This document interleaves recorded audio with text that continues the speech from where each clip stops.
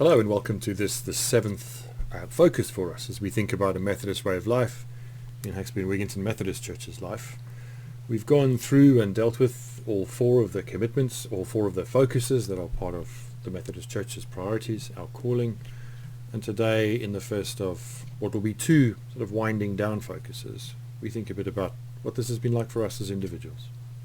Now I shared my thoughts that I'm sharing with you here now in the church on this Sunday past, which was the first Sunday of Advent in 2022. And I want to begin by reading the two passages we read in church because they are a large part of what I focus on and what I spend time with. So I want to begin in Isaiah chapter 2 from verses 1 to 5. The word that Isaiah son of Amoz saw concerning Judah and Jerusalem. In days to come the mountain of the Lord's house shall be established as the highest of the mountains, and shall be raised above the hills. All the nations shall stream to it. Many people shall come and say, Come, let us go up to the mountain of the Lord, to the house of the God of Jacob, that he may teach us his ways, and that we may walk in his paths. For out of Zion shall go forth instruction, and the word of the Lord from Jerusalem. He shall judge between the nations, and shall arbitrate for many peoples. They shall beat their swords into plowshares, and their spears into pruning hooks. Nation shall not lift up sword against nation, neither shall they learn war any more. O house of Jacob, come, let us walk in the light of the Lord. And then from Matthew's Gospel, the first of the four Gospels, towards the end, from chapter 24, we pick up at verse 36. Jesus is talking to the disciples shortly before he goes into the last sort of day or two of his life. And he says these words, which we'll unpack a little, as they're recorded. But about that day and hour no one knows, neither the angels of heaven nor the Son, but only the Father. For as the days of Noah were, so will be the coming of the Son of Man. For as in those days before the flood they were eating and drinking, marrying and giving in marriage, until the day Noah entered the ark. And they knew nothing until the flood came and swept them all away. So too will be the coming of the Son of Man. Then two will be in the field, one will be taken and one will be left. Two women will be grinding meal together, one will be taken and one will be left. Keep awake therefore, for you do not know on what day your Lord is coming. But understand this, if the owner of the house had known in what part of the night the thief was coming, he would have stayed awake, and would not have let his house be broken into. Therefore you also must be ready, for the Son of Man is coming at an unexpected hour. So those were the passages we read, and we spent some time with yesterday, and they frame for us not just the beginning of Advent, but the beginning of a new liturgical year. Each year in the church's life we start retelling the story of God, first in the approach to Christmas, and then into some in-between time, and then through Lent to Easter, and then into the rest of the year. And we do that over a 3-year cycle, using readings that are part of helping us spend time with most of the Bible over that period of time. We're looking backwards to look forwards. That's always a good thing to do. That's where wisdom comes from. That's how we become able to choose wisely, because we learn from the past and apply that to the future. We're also looking back on almost 3 months of travelling with the commitments that are part of a Methodist way of life, and the way that they affirm us for who we are, and the way that they prod us into more. We travel towards Christmas through the season of Advent, and perhaps it will help us most this year to reflect on the season through the lives of those we meet along the way, the characters of the Advent and Christmas story, because these commitments that we've spent time with, they do fit into their lives as well, as we see them interrupted by God and deciding what it means for them to offer their lives, to be there for each other, to be part of that story as it unfolds. In our church, we'll have our annual covenant service in mid-January, and together we'll give as much of ourselves as we know and can to as much of God as we know and trust, open to discovering more in ourselves and more of God. There really isn't much more we can do than give as much of ourselves as we know and can to as much of God as we know and trust. And in our covenant service and in our faith life, it's the openness to more, to the possibility beyond that. That is the hallmark of Christ following, of following Jesus, rather than just having faith. So as we look back on the focuses, 12 commitments that we've looked at over a period of time, around worship, around service, around learning and caring, and evangelism. If you've been part of our church's life and you've taken part in this, or you've been using the material on your own somehow and travelling with it over whatever period of time, I want to ask you some questions, which we spent some time with yesterday in church. What have you enjoyed? What has spoken most deeply to you? What has challenged or disturbed you? In our church's life, who have you got to know better in our church's life?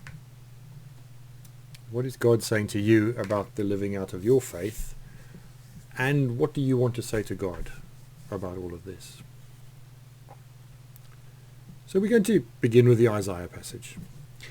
Isaiah is, we're quite sure, written in 3 sections, not by the same person, and in the beginning stages of Isaiah we have all kinds of imagery and promise. But while it might have sounded in the passage we read as though all of this is about promise and about expectation and about something that will emerge, actually in the first part of Isaiah the prophet writes in a way that not just suggests but makes clear that Jerusalem is a problem. Jerusalem as it is a problem. It's a place of pride, a place of self-sufficiency, a place of self-serving religion. And so while Isaiah begins with the promise of a majestic future, with a contrast between what is and what will be, and while that language seems to suggest a glittering city, a magnificent city that people will be drawn to from all kinds of places, we mustn't make the mistake of thinking that that's because it's an extraordinary city in the way that we might go as tourists to visit a glittering city. This is not about an invitation back to or even enhancing the pride, self-sufficiency and self-serving of Jerusalem as it is found. The prophet makes clear God's presence is the key to the future. Not the fact of there being a temple, but the fact of God's presence. And not just that God is present, because God is present. We don't hold on to that same idea that is in so much of the Old Testament, that God is either present or absent. God is always present. But the key is that that presence cannot be transformative without willingness and effort from the people of Jerusalem, without partnership, and without the setting aside of old ways. When we come to Matthew, a passage in Matthew that is full of dramatic expectation, using highly symbolic language that some have wanted to take literally and suggest is part of a historical future, if there is such a thing. But these are events that will take place. There will be people who are just removed from the world because of their faithfulness before some great tribulation. And, well, maybe that it doesn't help us to dwell on that too much, because we don't know. But in this highly symbolic language, perhaps what we have is not a timetable, but an image of the extent to which God in Jesus changes everything. Because that's the thrust of all of the gospel. God in Jesus changes everything. As we begin Advent, we begin it in a very familiar story. But we begin it knowing, believing, well, I'm not sure, wondering what it means to say, God in Jesus changes everything. And again, this passage in Matthew is against the backdrop of a promise.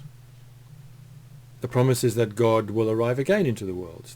There seems to be the idea of a second coming, a new, clear revelation of Jesus in the world at some point in the future.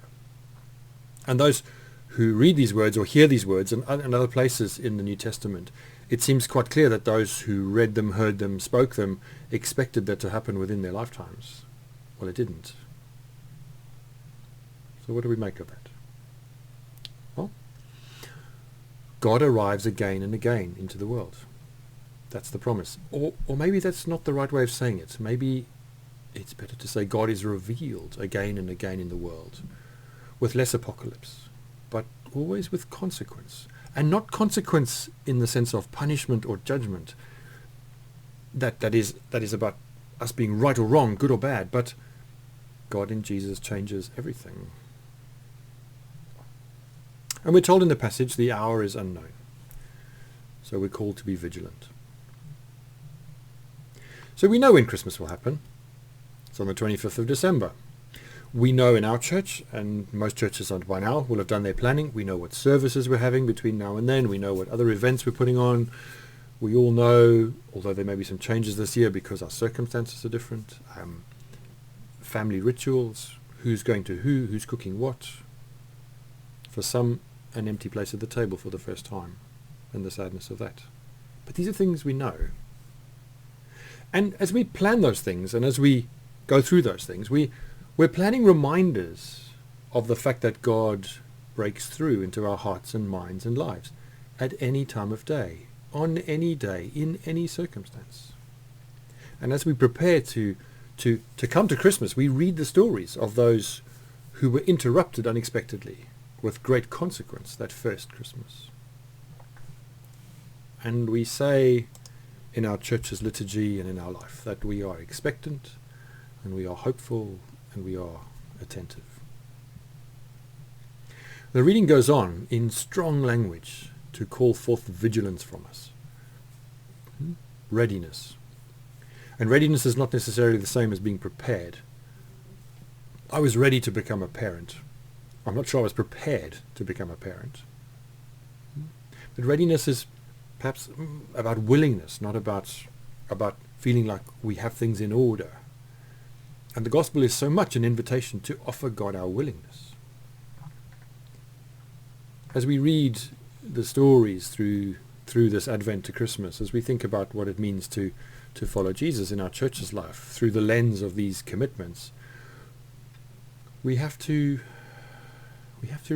be honest about whether we are serious about a growing ability to discern and take part in God being revealed, God being experienced by ourselves and through us by others.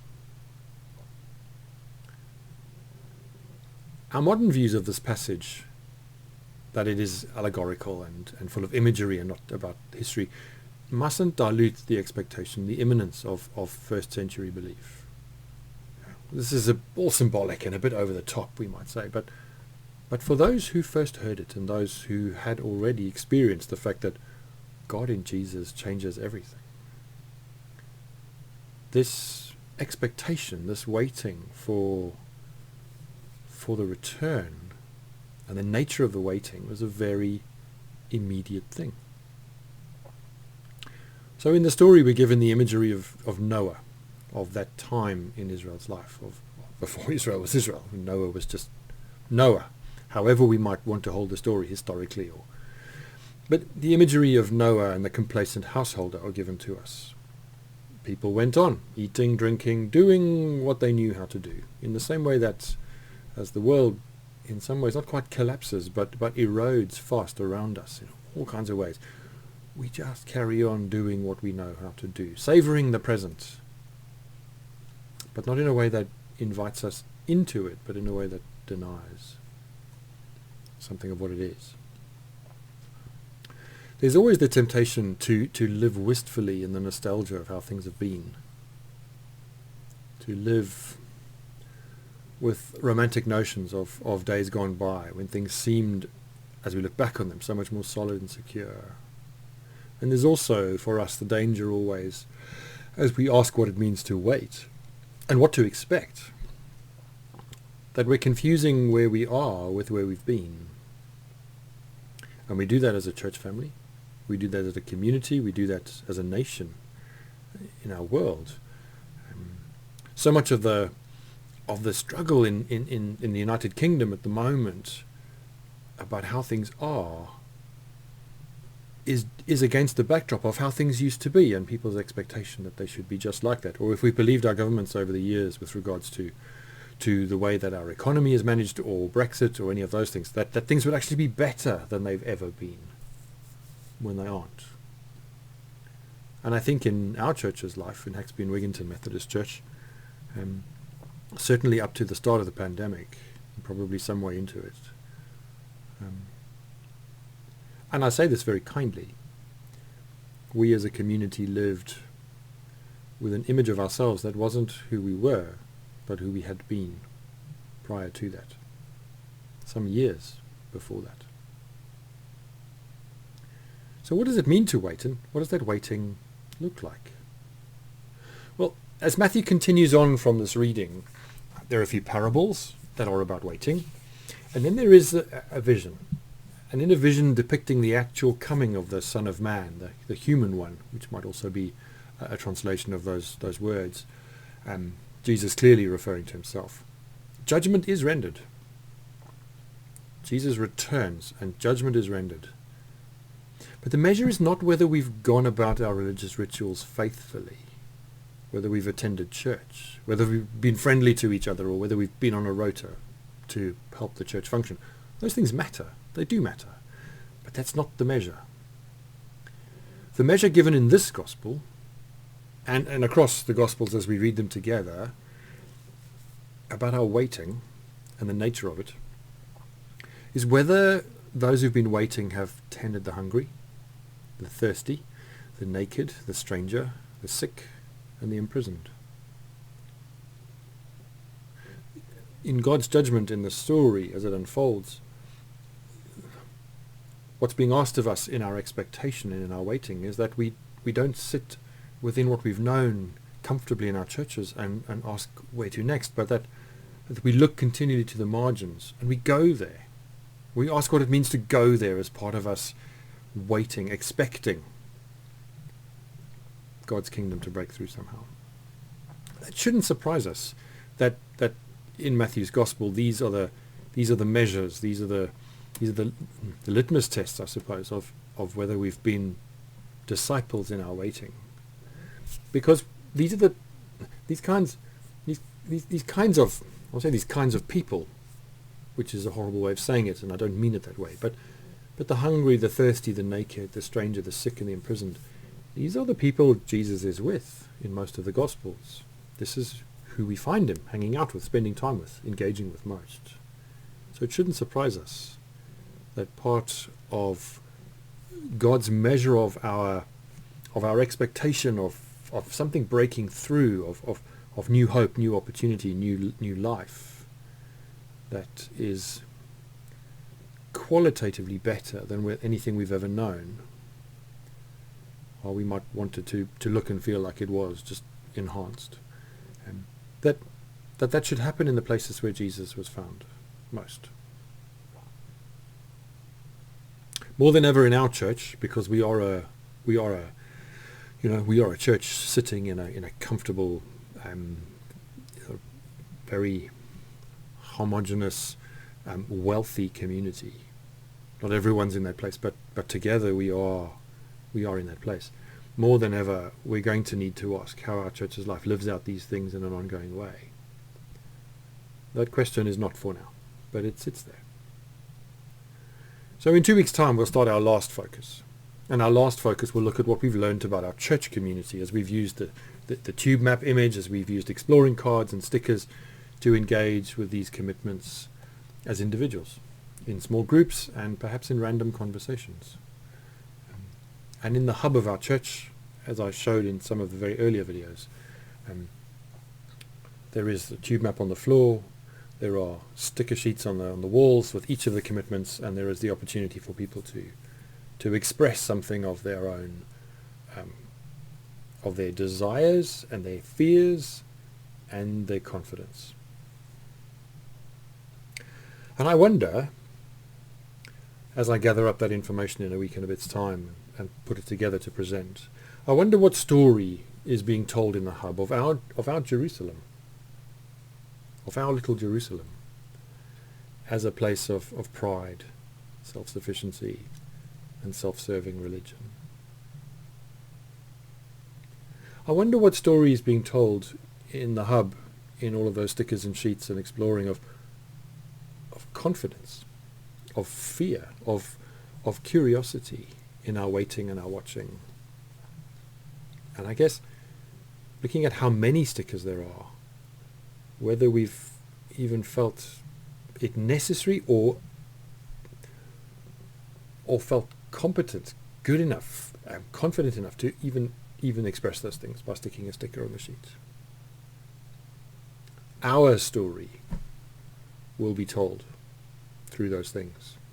And if you're watching this and there's still time and you're part of our church, keep writing the story. I'll be collecting all of the insights of that story on the 7th of December after our Wednesday morning service. So if you have stickers you still want to stick, do so before then. The sheets will stay up, but that's when I'll be taking down the data and exploring the numbers. But before we look closely at who we've said we are together over the last nearly 3 months, and for the next 2 weeks at least, as we journey with this individually and personally, we ask what this journey has been for each of us. For each of us. What has it meant to focus on these things? And so as I finish, I return to the questions I asked at the start. What have you enjoyed?